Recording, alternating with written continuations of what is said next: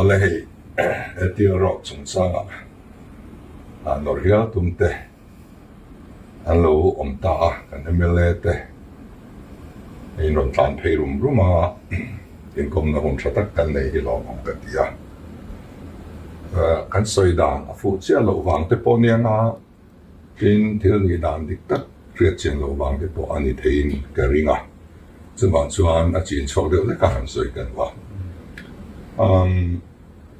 LMC in Chandong Khan kanal na lian ber pakhat chu ATL Road Khan ni a ZPM hian ATL Road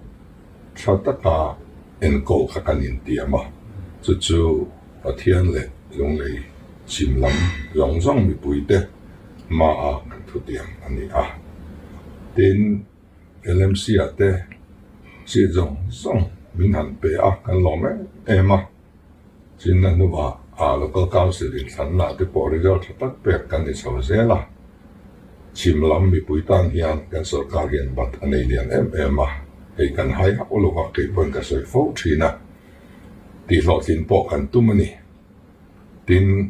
apu po an pu ngui kan ti ani amaro chu an sarkarin kum khatchung financial year khatchung year of consolidation kan puanga in ren kum chuda chuan project lian engma kan te ka theilawa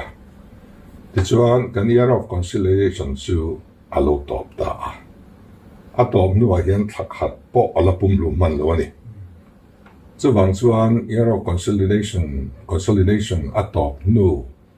thakhat chum po hianin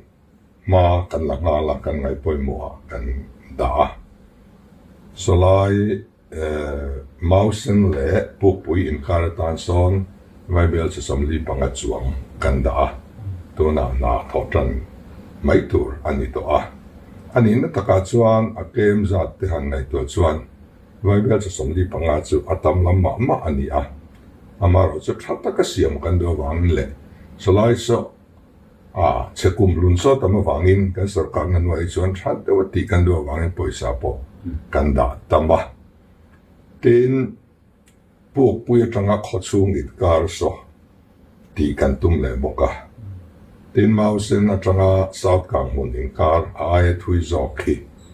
kan ti le don boka chumia tan chuan in India Ramayan company lian estimate siam thiam an oma chumi de project lian chuan an ruai thina ke ni point kan ruai ve a chumi ta kuda chuan kan da chumi ta chu Central Research Central Road Research Institute CRRI ania tuna hian karle lamte jona ron thlen chho kan ringa chu chuan in tuna crore somli le panga kan da bak jong so estimate kan siam dir don ani anni siam herin tlaka athabi ka kong tha kan du chuan CRRI man ngei hi atul kan tia ti chuan anin estimate an han siam anga an siam zo vele an ron thelu tanga ti chuan in atulang zat poisa kan da le mai dona hun hiala omlo rima ti chuan avai bel se som kwa hi alarvia maya avai bel se som kwa ngor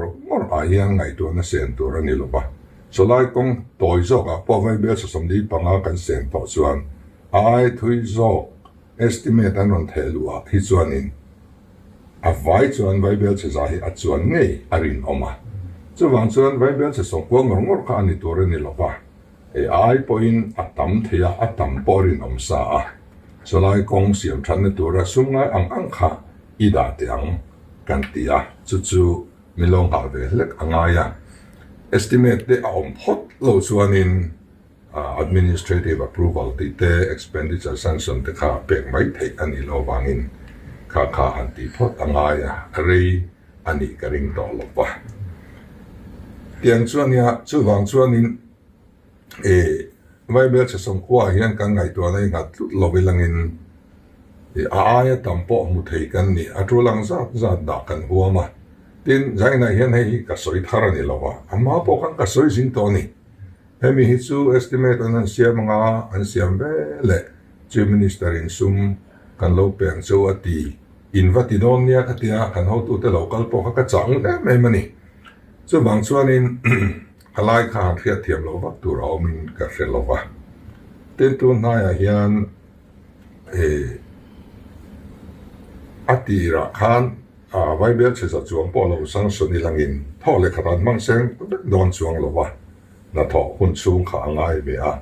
chu bang chuan har san na kan to lo mi turin kan ti man ni khan etia ro bi ka tan hian vai bel che som pariat da that kan han nei ve hrim le ta tin buar pui le bung hun in kari kan khoi don buka vai bel che som kan da fel to a tin ze tet lampang a hian in vai bel che som kan da bok ke vai sang su ze te ka ma na kan va ka na min khlep la om de kon lai om khamo ta me tan khan in vai bel che som kan da fel to buka tin lung tlai water supply scheme tang hian vai bel che som nga panga kan da ke ni lam ngaya hi chuan kan sum din mun te ngai to hi chuan solom chu kan du sat le kan in ngai ve a tin e tir ro thi apoi mo shima kan mel lan na po hi ani ve a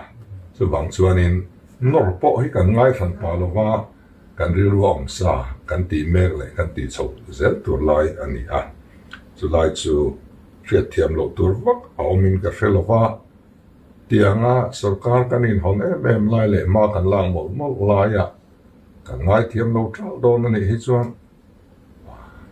politik te po hi a phena hian in ro ani mai om nge ti te po